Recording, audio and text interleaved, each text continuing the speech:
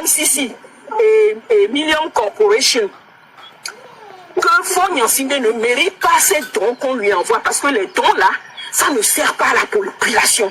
Ils viennent faire des prêts, des dons, et ils se partagent l'argent. Donc qu'est-ce que moi... Le Togo traverse depuis des années une crise profonde où les richesses du pays profitent à une minorité, pendant que la grande majorité de la population vit dans la souffrance et le dénuement. Face à cette injustice, une voix togolaise courageuse, soutenue par plusieurs de nos compatriotes de la diaspora, a décidé de se lever. Leur appel est clair, demander aux États-Unis de revoir les subventions accordées à l'État togolais, car ces fonds n'améliorent pas la vie du peuple mais servent à entretenir un système d'enrichissement d'une minorité au pouvoir. Aujourd'hui, nous allons analyser cette démarche, ses enjeux, et ce qu'elle signifie pour l'avenir du Togo et de ses enfants. Abonnez-vous, pour nous motiver, à vous produire plus de contenu. Commentez, votre avis nous intéresse. Ici, aux États-Unis, parce que moi je fais le lobbying aux États-Unis. Il a engagé des gens. L'ancien ambassadeur du Bénin aux États-Unis fait partie. Il y a un autre groupe avec l'ancien ministre Baba qui fait partie de ce groupe. Quand nous on est parti pour dire on a demandé que les États-Unis envoient les dons et qu'on donne ça aux associations et mouvements de la société civile. Est-ce que vous voyez?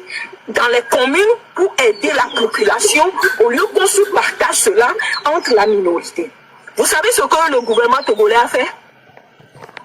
C'est là, vous allez voir, au Togo, on a commencé à créer association Faure Gnassingbé, association des Togolaises du Nord, association des Togolaises d'ici, association de ceci, cela. Et c'est dans ces associations, il va inaugurer les pompes, même la fontaine là, les pompes. Comment on appelle ça en français? Il va inaugurer ça juste parce qu'il veut s'accaparer encore de cet argent. Et vous voulez nous dire quoi? Et quand nous on est parti avec nos propres frères au State Department, aux Nations Unies, qu'est-ce que Faure Gnassingbé fait?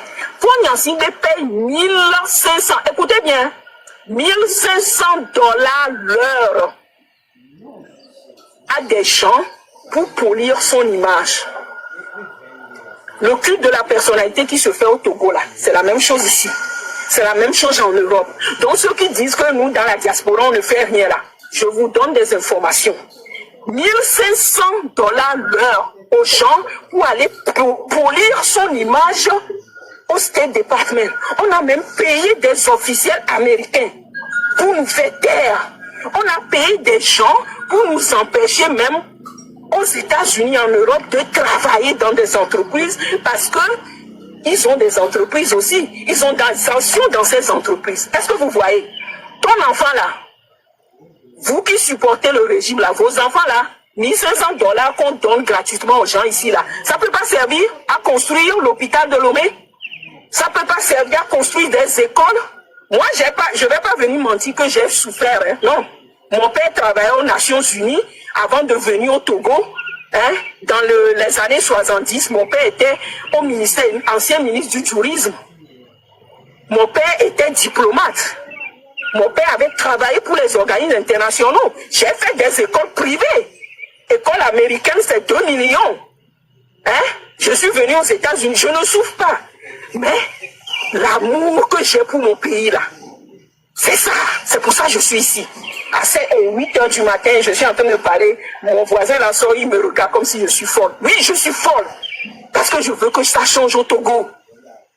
Je ne vais pas venir mentir que moi j'ai souffert dans mon enfance. Mais toi qui parlais là, tu as fait quelle école là au Togo? C'est pas les écoles où quand il pleut là, l'eau tombe sur les enfants, les murs tombent sur les enfants. De quoi vous voulez parler, ma? Niato, un sounénia là, ça suffit. Faut Moscou et il va partir.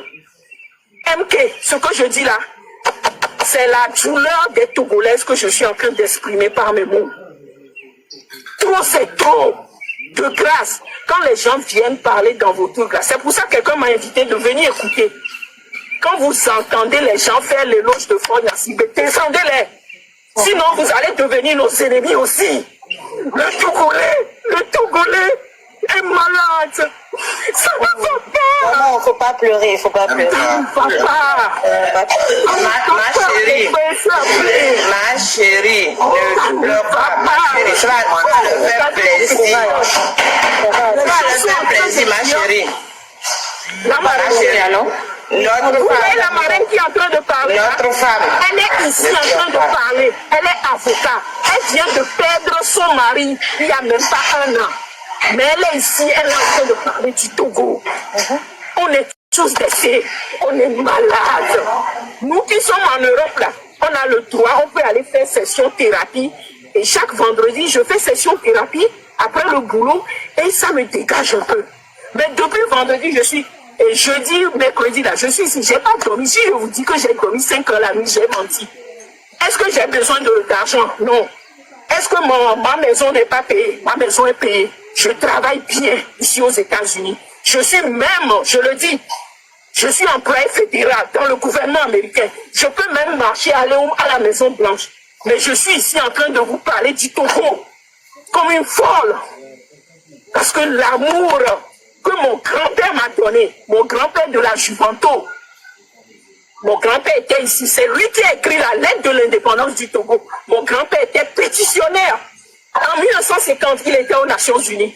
En 1953, il était aux Nations Unies. En 1955, 1958, pour demander l'indépendance, pas seulement du Togo, du Ghana, Côte d'Ivoire, Bénin. Mon grand-père faisait partie des pétitionnaires qui ont demandé qu'on ait l'indépendance en Afrique de l'Ouest. Quand j'étais parti aux Nations Unies, on m'a montré les dossiers. Pour ceux qui veulent voir, écrivez-moi, je vais vous donner le lien. Vous allez aller lire comment nos grands-pères, nos grands-mères ont souffert pour avoir l'indépendance en Afrique de l'Ouest. Pourquoi ne connaissent pas leur histoire? C'est cet patriotisme qui est en moi. Ma famille est aux États-Unis pendant des années, mais je parle français. Quand les gens se moquent de moi, que moi je mélange français et anglais, je parle bien français. J'essaye, parce que je veux parler aux miens, je veux parler aux Togolais, je veux qu'ils se réveillent, je veux les sensibiliser, mobiliser, réorganiser pour une résistance. Ça doit finir. Quand Franck vient ici, vous savez dans quel hôtel il reste? $10 000 la nuit. $10 000, $20 000 la nuit. Et vous êtes là, vous êtes en train de souffrir. Et supporter Fognon Sibé. Ça ne va pas chez vous.